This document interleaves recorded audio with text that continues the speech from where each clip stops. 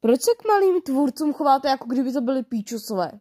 Já vám něco řeknu. Sami jste píčusové, sami jste kriplové, sami jste debily. Jo?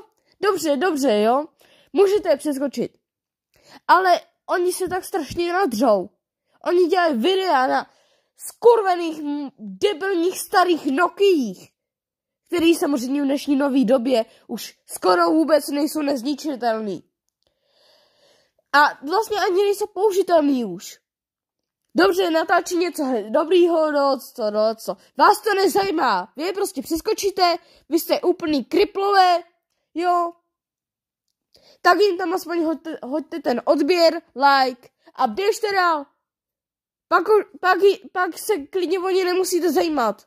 Prostě jim tam jenom hoďte toho maličkost. Nic víc jim to udělá radost a vám to nic neudělá. Prostě jenom dáte like a odběr. Jo? Nic jinýho. Já když tak vím, že to video bude mít spoustu hejtů. Jo? Mně je to jedno. Jak budete hejtit. Prostě běžte do prdele.